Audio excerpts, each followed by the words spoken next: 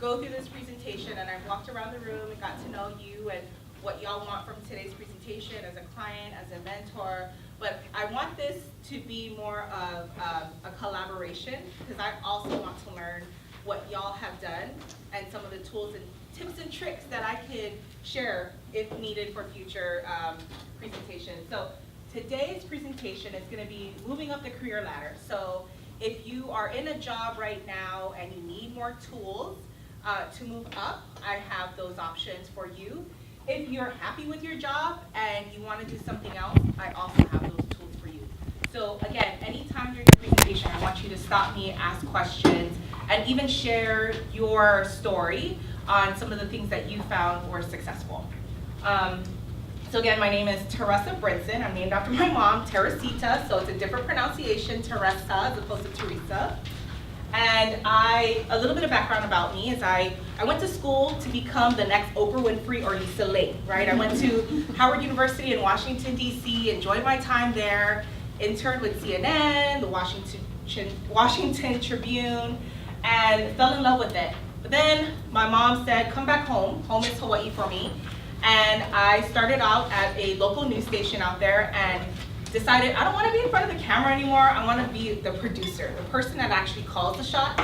Those are the people that call the shots. So the people you see in front of the camera, they don't call the shots. And loved it so much, but formed a relationship with some of the police officers and the police chief and how we were able to tell stories. And so I got picked up and I transferred over to become the spokesperson for the Honolulu Police Department, Hawaii 5-0. It's one of the largest police departments in the nation, believe it or not. Eventually, my husband got a job in Texas, and that's what brought me here.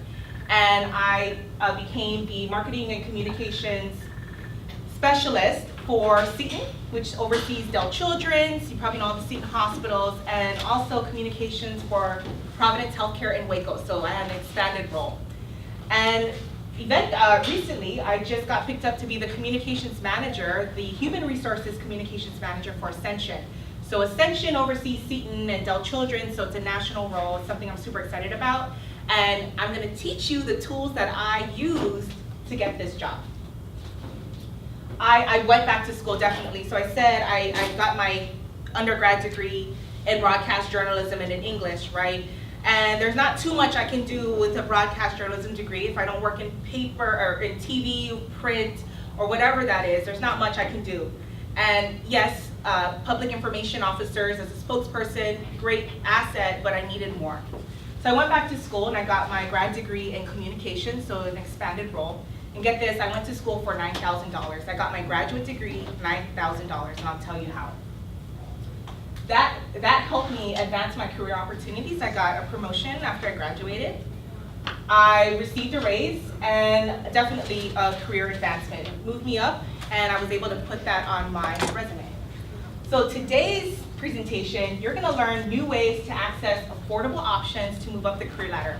It doesn't have to be tens of thousands of dollars, y'all. I am cheap.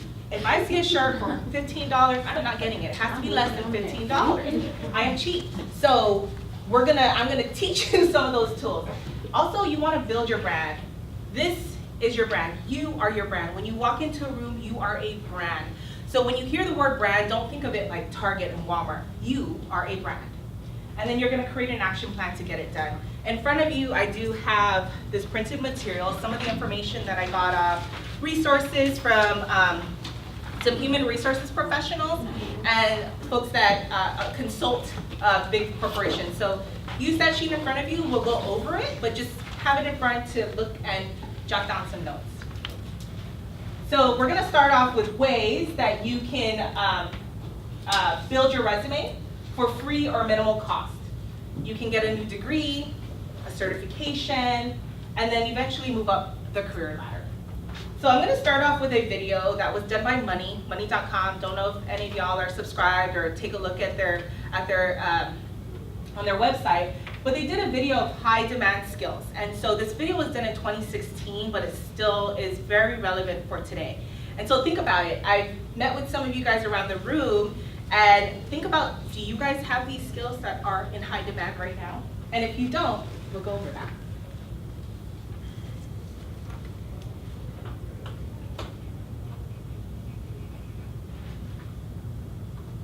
sure the sound is all the way up. The number one rule for finding a new job is that no candidate is created equal. However, certain abilities can give you a better shot at getting a higher salary. Money combined its research with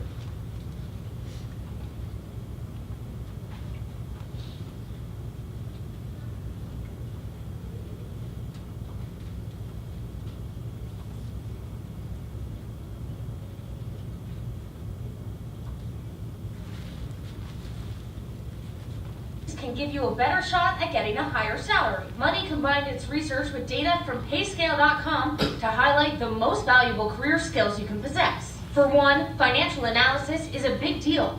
Being able to manage cost, revenue, and profitability can earn you 4% more than your peers. Strategic planning statistically comes with a 4.3% pay premium.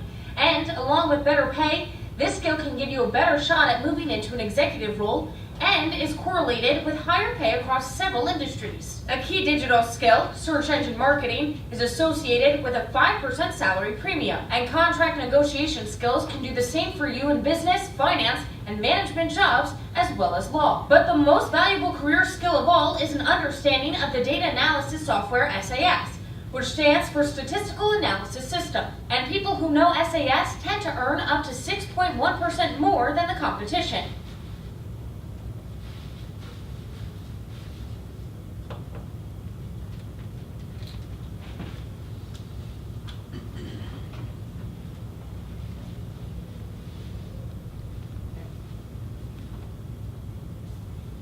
Computer difficulties all the time. So Money talked about some of the high demand skills. Any of you in the room have some of the skills that they talked about? What can you? SAS. SAS, great. No, project management. Project management. Project management. Contract negotiation. Contract negotiation. So now you're hearing your peers and some of the skills that they have. And this is why this is a great opportunity to be here, because we're not only hearing from today's presentation, but we're gonna collaborate with some of our peers in the room.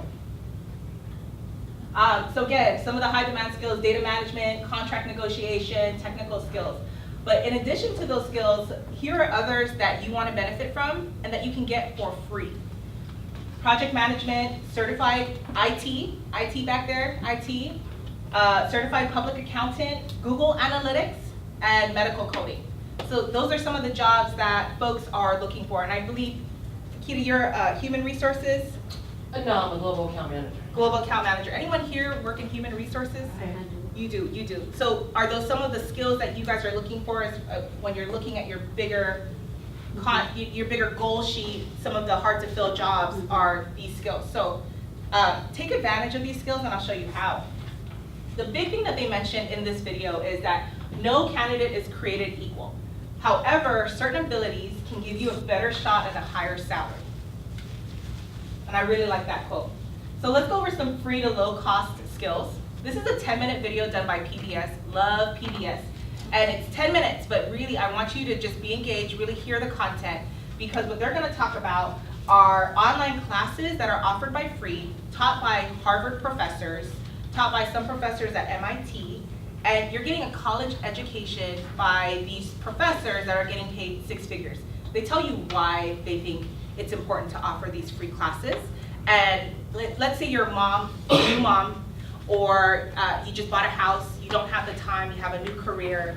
Why would you want to take an online class? It's crazy. Maybe you're more face-to-face. This new opportunity kind of works around that and offers new moms, new dads, people who have a new change in their life, the flexibility. And I've taken advantage of one of these courses, and we'll go into that again. We'll go into that more.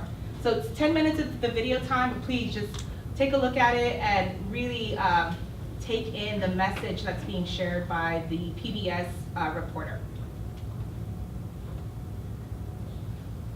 Hottest issues in higher education these days is the recent explosion of free online courses.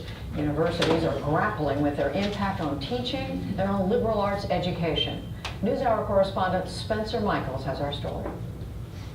A discounting term you mark with D, an evaluative term you mark with E, Tracy Lippincott, who works in a San Francisco bar, is taking a college course in her apartment online on how to reason and argue. The teacher is Walter Sinnott Armstrong, professor of ethics at Duke University in North Carolina, and the class is free. So, how do you learn the technique?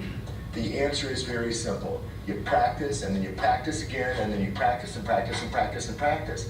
This class has these really short little lectures, which is great because you can kind of watch one and then think about it and react. And then you don't have to watch a whole hour like you would in a class.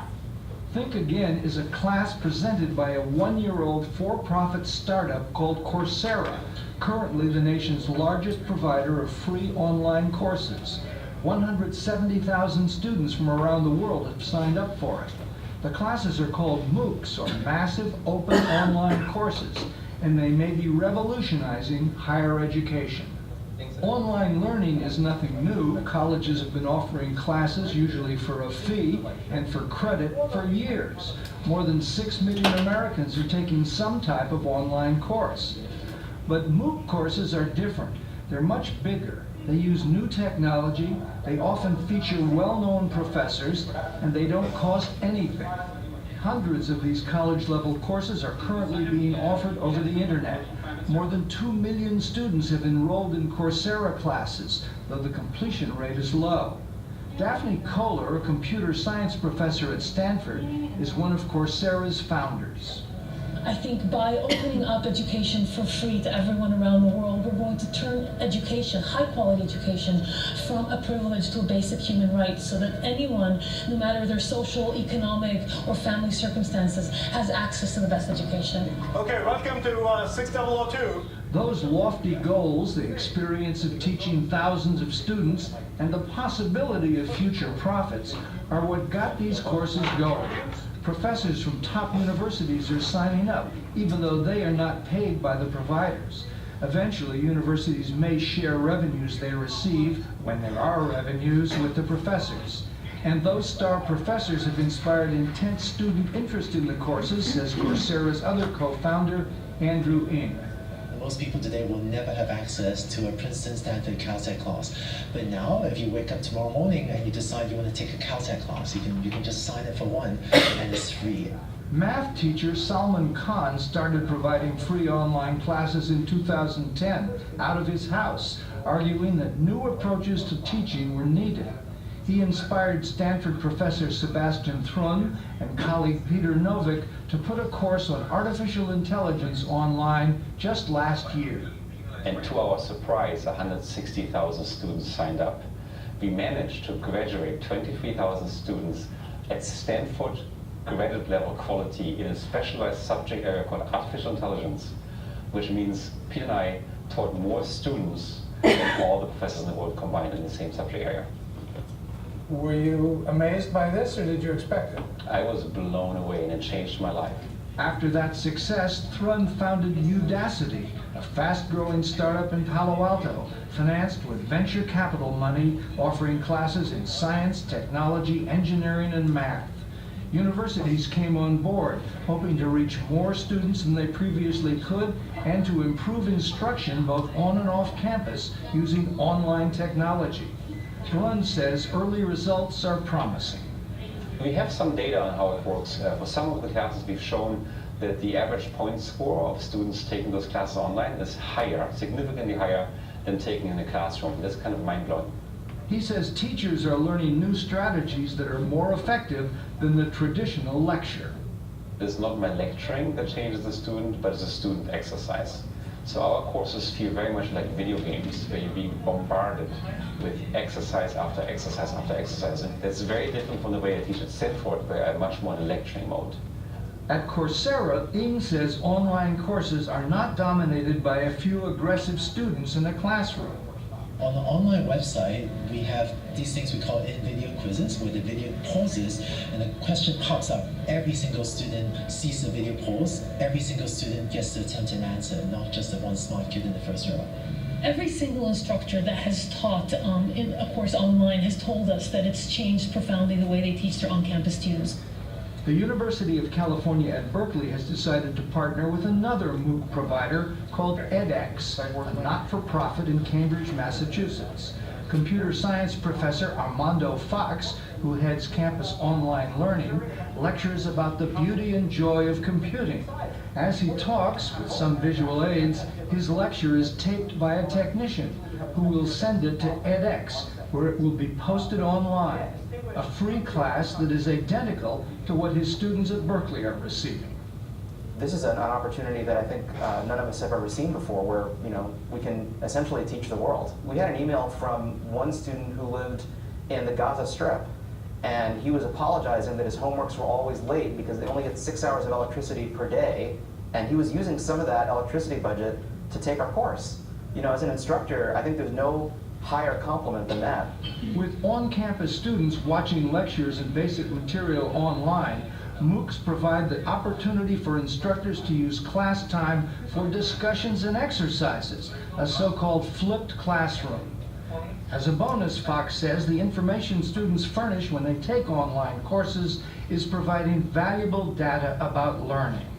With MOOCs, with thousands of students taking a quiz, as instructors, we can now put some science into asking which are the hardest quiz questions, which questions will tell us who the superstar students may be. MOOC startups are still trying to figure out how to make money. Udacity is getting revenue from several companies like Google to provide specialized courses. Coursera is charging potential employers for providing names of high-scoring students. And eventually, students may pay for credits transferable to colleges. So far, students can earn only a certificate when they complete a course. Almost no colleges are giving credit for MOOCs, at least not yet. At Stanford and other elite universities around the country, undergraduate tuition plus room and board runs about $54,000 a year. At Berkeley, a public university, it's about $30,000, depending on where you live. The big question is, what do you get for that a free online course with a stellar professor wouldn't give you? I don't think that you can give a Stanford education online in the same way as I don't think that Facebook gives you a social life. Susan Holmes is a professor of statistics at Stanford. She fears that budget-conscious colleges may use online education to replace instructors and save money. People will think it'll be much cheaper to hire people who aren't trained with PhDs and to make the students watch courses and use graduate students or even undergraduates as advisors. But even more important, Holmes is worried that MOOCs could damage a key university goal, providing a liberal arts education where students learn to write and express themselves. And that is done through an interaction with the students. The professors meet with the students, advise the students, and the students also have their colleagues to talk to, their peers. The difficulty of providing personal contact also concerns Coursera's founders, but they think they are addressing it with online study groups or forums. Learning is social, and we learn best when we have classmates to discuss things with. When you teach a class with 100,000 students, what that means is that if there's a student thinking about some topic, no matter what time of day you're awake thinking about it, there will be someone in some time zone awake thinking about the same thing as you are that can discuss it with you. Still, the problem of personal contact is getting lots of attention from students and from teachers. We cannot answer emails from students, so please do not email us individually. There will be discussion forums where you can go and talk to other students about the material in the course. The thing that I really miss is actually personal contact with the professor. I like to be able to get personalized advice from the person who's in charge, and maybe just a little bit of like a thumbs up, just a little bit of positive reinforcement. But in terms of like between students, you can create that. So I am one of the few people that uses these online courses for credit and certification that has allowed me to put that on my resume and share that with my boss. And when it came time for an annual review, then all of those qualifications that I had, it allowed me to negotiate my pay. Okay. So So I have taken courses on Coursera, which is what they mentioned, and I have that in the sheet in front of you. And some of the courses that I've taken, again, going back to my background, journalism, and I moved over to marketing and communication. Journalism, marketing, two different things. We're part of the same department, but we barely even talk. And sometimes my colleagues would talk about things in marketing, and I'm like, wait, what? What did you just say? You know, I have maybe 10 years in that field, but I don't know anything about that. I don't know what you're talking about digital marketing, social media, all of that. I thought I knew, obviously didn't. So what I did was I went onto Coursera, I started doing my research, and I found some courses. I took a few courses, one course, about 8 weeks, learning more about digital marketing and social marketing, and finished that. I had to pay to get their certificate. So there are some certificates that are free. You take the class, you get the free certificate. There are some certificates that you have to pay if it's tied to a college like Stanford or whatever that may be. So I took those courses, finished it, put that on my resume. I am now certified, so to speak about marketing and the tools. And now I can sit around the room with my peers and talk about some of those things. Does that make sense? The other thing that you also have on your paper, it's massive open online courses. So you can go in and look for different courses that you want, the universities. Some are free, again, some aren't. Some have a minimal fee. I did look up some MOOC courses and some of the benefits that they offered. The only courses that I've taken so far are from Coursera. But definitely adding those certificates to my resume really helped in the negotiation. Another thing that you want to take advantage of that are free, some of these are free, Google Analytics Academy. So IT folks in the room or folks wanting to learn more about IT, you can learn about Google Analytics. It's hot in the Austin market, especially in healthcare. We want a lot of folks that have that analytic background. And I think some of you guys are in healthcare here. Maybe it's also outside of healthcare. It's definitely expanded outside of IT. And the reason why folks with the analytics degree is so valuable is we're seeing more folks coming to us from the social side, and we want to be able to measure that and measure the quality that we get, right, from the healthcare perspective. And so when you have an analytics degree or an analytics certificate, you have one foot in the door as opposed to someone who doesn't. So think about it. If that's something that you want to do, if it's something that you're interested in, Google Analytics Academy. Allison is very similar to Coursera, has more than 800 free courses, but again, it's on your needs. So I advise you to check up Coursera, Allison with one L, and MOOC. And finally, Codec Academy. If you want to learn more about coding, programming, I'm telling you, WordPress as an easy function is my friend. If I have to go into HTML and put in some codes, I would rather hire a freelancer. But I want to tell you that that's a high demand skill, and people are looking for folks who know coding, who know programming. Anyone here have that skill? You, right? Or know a little bit about that? It's not a copy and paste, right? It's really difficult. And there was, I think I have the video still on here, but a young guy who wanted to learn more about coding and programming, knew nothing about it, started taking courses from Codec Academy, and eventually helped grow his career. He's now one of the presidents of a big firm based on what he learned from Codec Academy. So we talked about some of the other certifications. HubSpot Inbound Marketing Certification, one of my favorites. So if you are looking at building your career, maybe building, putting down marketing as one of the tools that you know, anyone here interested in marketing? Email marketing, social media marketing, digital marketing, inbound sales? No? No one's like me? Well then, if you know someone who's like me, then definitely I would recommend HubSpot Inbound Marketing Certification. Another tool, another great asset, most of this is free. Most of this is free, you guys, and I pulled the research that I've done over the course of several years to just give it to you. So it's right there in front of your paper. Take advantage of it, look at it, look at things that you need to add onto your resume and see what they can offer you. These are free resources. A+ certification, so again, computer technicians, can take courses here for free, but will need to pay the exam. So someone here mentioned they want to go into computer, not y'all back there, right? Everyone know. Computer programming. Might have spoke to someone else then. This is another place to get your certification. Anyone here a notary? Yes, okay. So my dad is a Vietnam War veteran, done, retired. I am not willing to go back to work. But he's 70 years old and he has now a life expectancy of 100-something years, right? I mean, they've done studies on that folks are not dying at 70 or 80 as they thought they would. They're actually living longer, which is a good thing. I want my dad here on earth with me for as long as he can, but he's retired. He has nothing to do. So what he did was, he went on and I basically told him, Dad, you need to go and get your certification because you like that social aspect, you like being able to help others.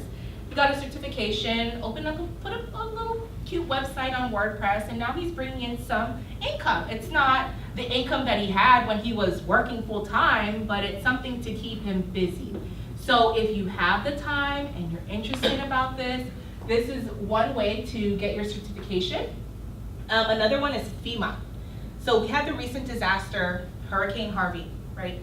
And a lot of folks that were coming down to volunteer, but most of these people weren't FEMA certified.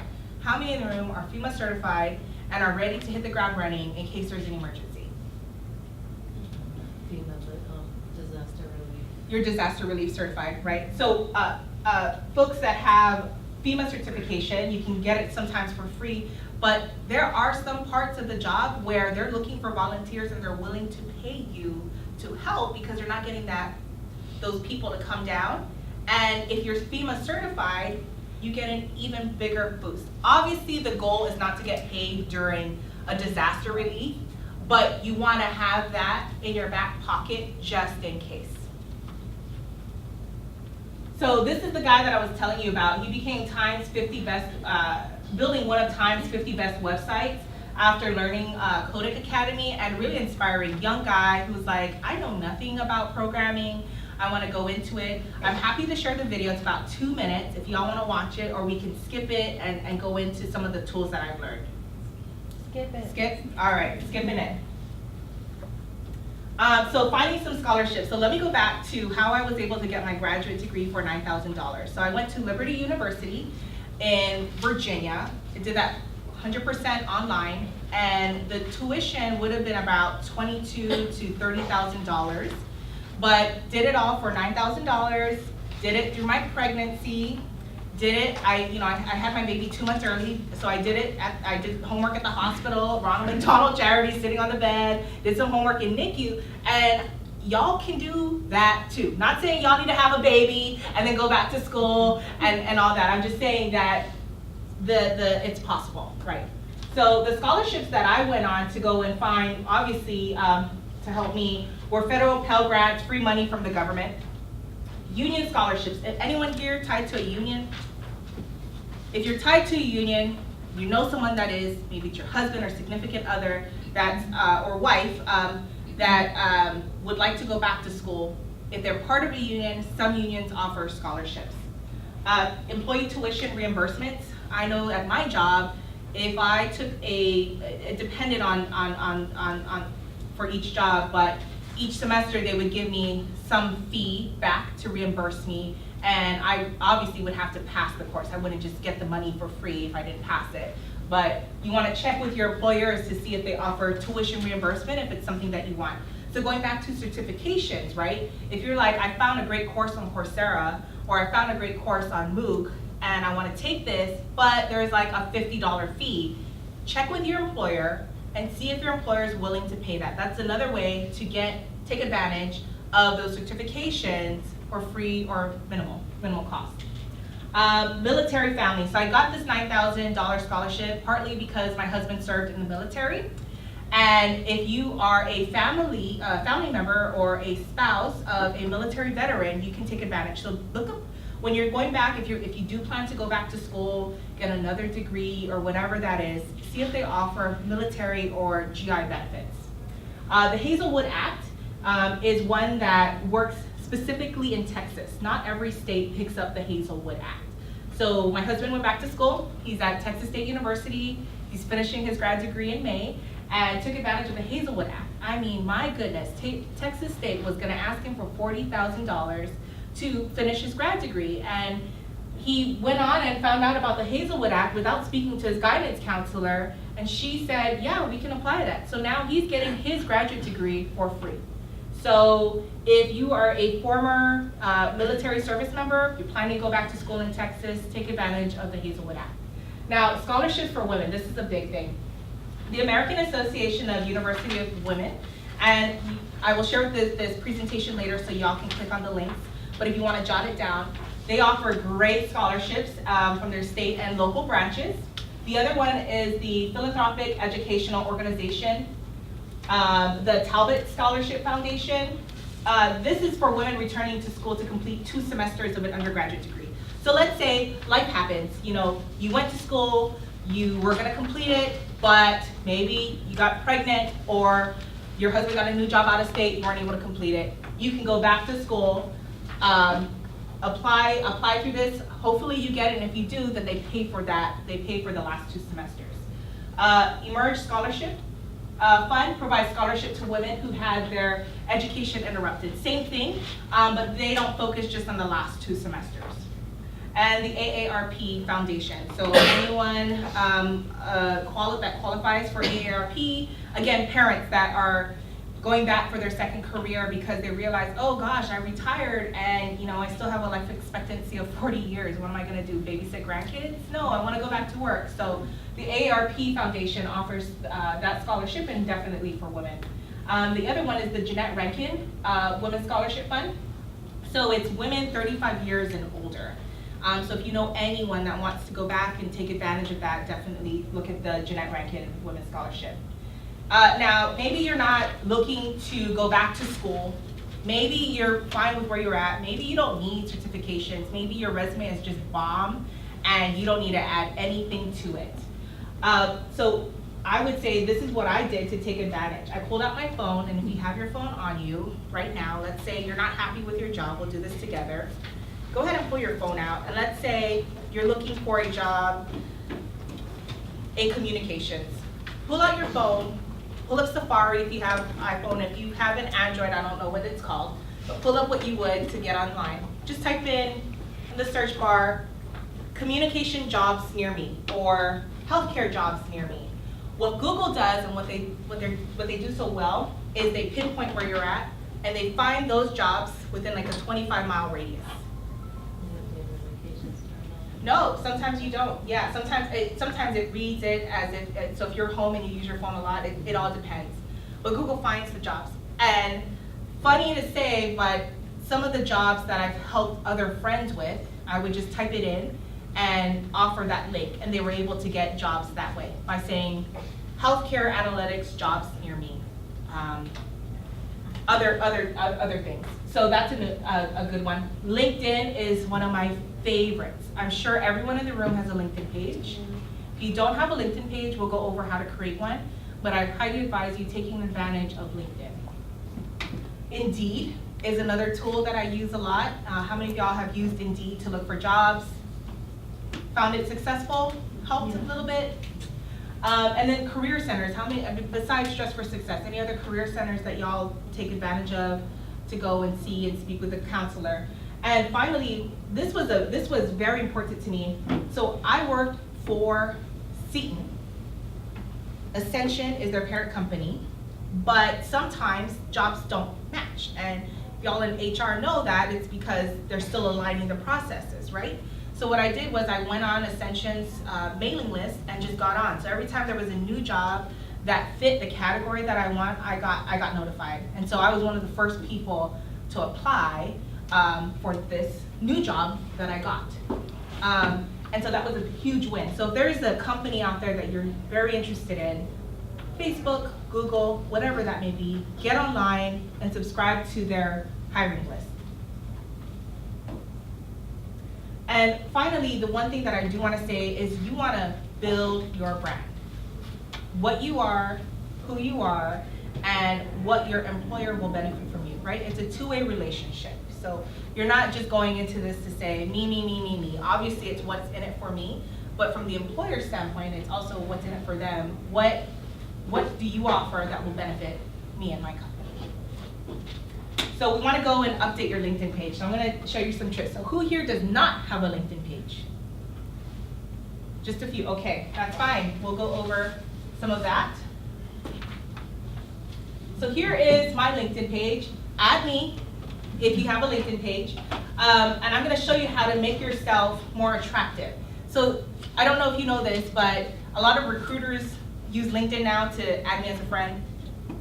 Or they look at your resume and they say, oh, this person looks good. I want to see if this person is the best fit for my company. But if you haven't had that opportunity, it's because you need some updates to your LinkedIn. And recruiters are not going to contact you if they don't see something that meets their eye. So if you don't have a LinkedIn page, just go on to linkedin.com, create your page. Make sure you have a photo that's recognizable of you, that's professional, that has a good background. This is your main image right here. Some of these things up here are examples of what to do and what not to do. And you want to make sure it's clear, it's of you, not of your kid, not you at the bar with the beer and all that. You want to make sure that your name, your spelling is right. Here is kind of your title, and you can change that, and I'll show you how. What I've had here in the past was communication, storyteller with a love for video, passion, and all that. So you can put your branding up here as well. Where you work, where you're from, all that. So quickly go over, you also want to put in your specialties. Some of the specialties that will draw the employer to you. What is your expertise in? So it doesn't offer you this bucket to say specialties, but it's something that I highly recommend. So jot down some of the specialties that you have right now, you know, writing, creative, art, whatever that is, to draw these recruiters to your page. It's pretty much your portfolio. And then down below, obviously update your education. So here's where I would go to fix all this. To edit your profile, you go in.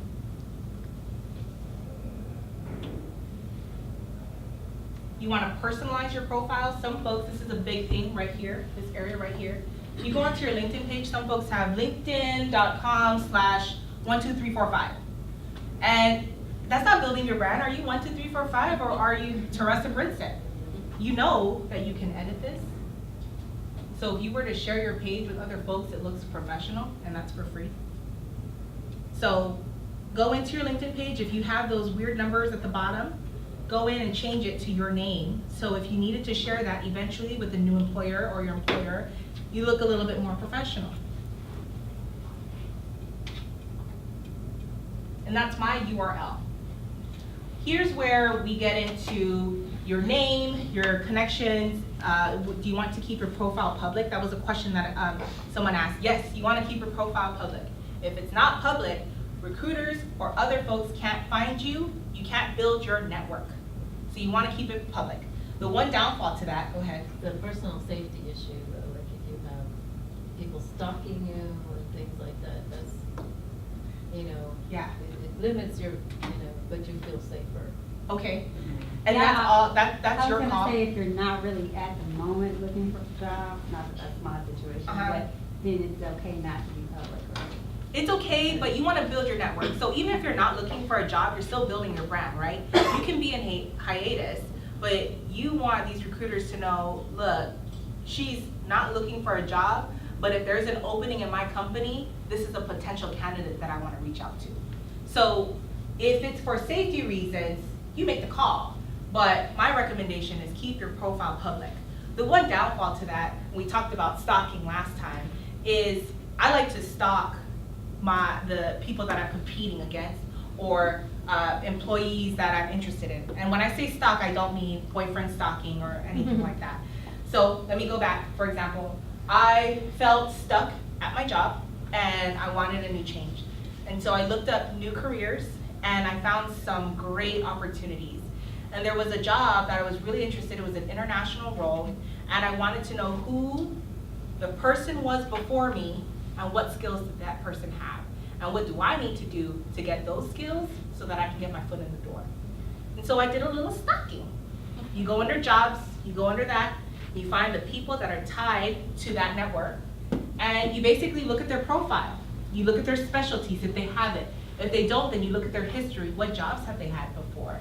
And what do you have that you can say, look, this is, you're not gonna tell the employer if you get your foot in the door, like, I know so-and-so had this, but I have this. It's more like, here's what I have, and this is my room of expertise, and here's what I can offer to the company. And I've seen some changes in your company, and I know that I'm gonna come in from a different view angle because I have this new lens. Does that make sense?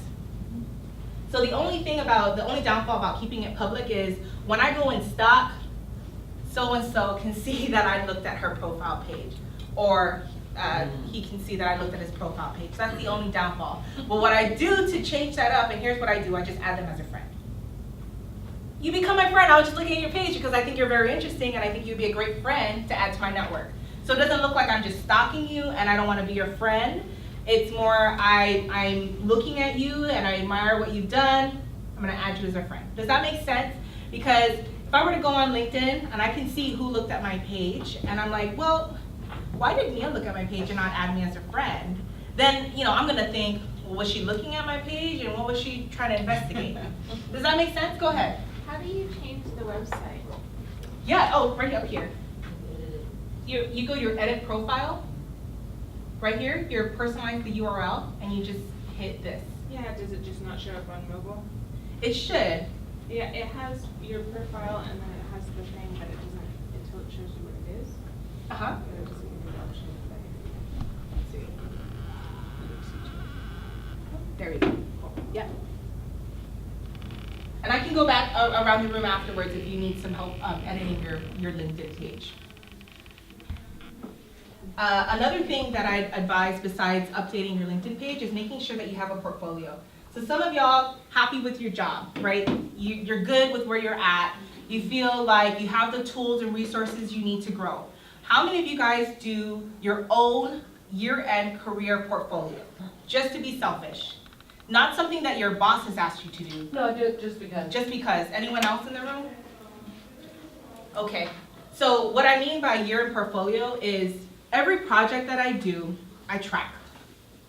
Anything that I've done for my organization, I track. And I do my own portfolio to share. So during my performance evaluation, I have another tool to say, well, on a scale of 1 to 4, 4 being the highest, and you only gave me a 2, and that impacts my pay, here's my evaluation to show you why I don't agree with your 2, and I think I should be a 4. Sometimes our bosses are so caught up with the different colleagues that they have to oversee and speak with, and sometimes it's true. Sometimes folks take it personally, right? And so you want to have another toolkit arsenal to create this portfolio for you. Infogram, which is what I use, is free. So go on to Infogram if you have the opportunity and you have some of the stuff that you've been working on, and put together your annual report. So here's my annual report, and I can share the link with anyone. I can say, here's what I did. So, over the course of a fiscal year, I did 90+ stories for you. I did 13 videos for you. I've handled and managed 13 projects. The numbers speak. Do you get what I'm saying? You're not just there unprepared, not ready to negotiate why you need to get the 4 as opposed to the 2. Can you spell that? Infogram? Infogram, INFOGRAM. So this is something that I do to help, and I can say that it has helped me a lot in the negotiation when I speak with my boss. I'm not going to say I got a 2, but I got a 3, and I was like, no, a 3? Hold on, I did 90+ stories for you. Let's just go back and talk and take a look at some of the work that I've done. And then we talked about networking, and I got that from around the room. Most of you want to learn more about ways to network. I'm part of Toastmasters International. It's a public speaking club. You can look at other clubs that you're interested in. Some of these clubs have a minimal fee. Toastmasters charges about $55 a year. If you're looking at other clubs, go to Meetup. How many of you know Meetup? Go into Meetup, look for something that interests you, take part of that club. That's another opportunity to network. Now, I know some of you are young moms, some of you don't have the time, sometimes your jobs push out and you have to work late. Don't let that stop you.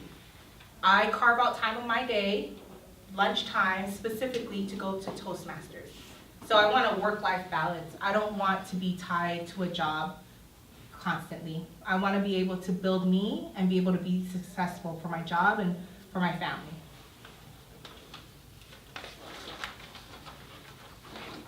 So now what? You have all these tools. I gave you some tools on how to find free to low minimal classes, ways to build your resume by getting certified on some things that you can get for free. And if you can't get for free, finding out how to get it for free by asking your job, seeing if you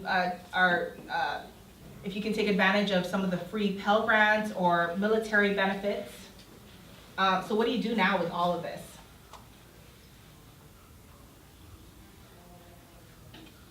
Your action plan, which is in front of you. You're gonna create SMART goals. How many of y'all have heard of SMART goals? It's an acronym, and pretty well done. It was developed in 1981 from some genius guy named George. This is your action plan for success. And so what I'd like for y'all to do around the room with your mentor and as a client, collaborate on what you want to get out of today. So the first 90 days, so today, 90 days, what is your first goal? What are you gonna do?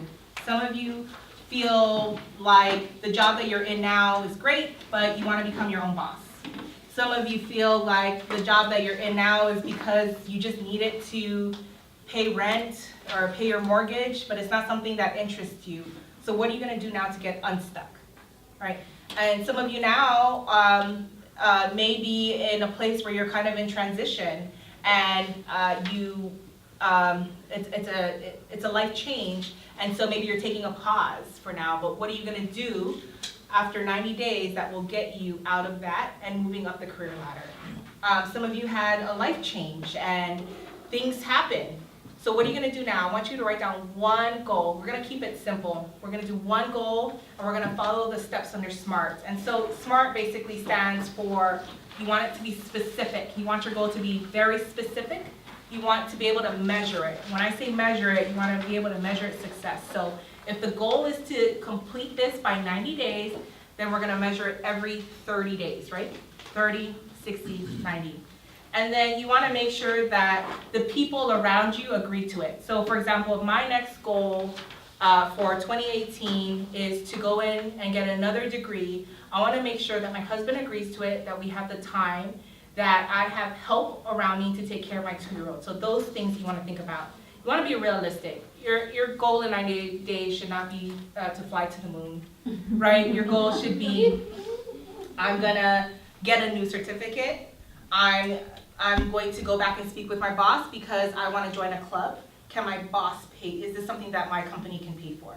Most of the time, your company can pay for some of the network events. For Toastmasters, my company pays for that. And then time bound, the goal itself. The goal is 90 days. That's going to be your date. So I do have an example on the left-hand side that you can use, and then you want to make sure your right-hand side is how you would do your goals.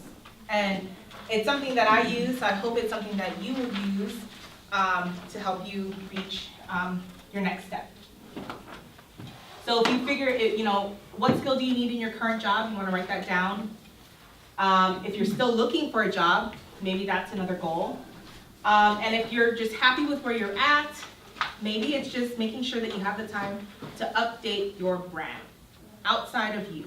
If people were to search you, what would they find? Any questions? Yeah.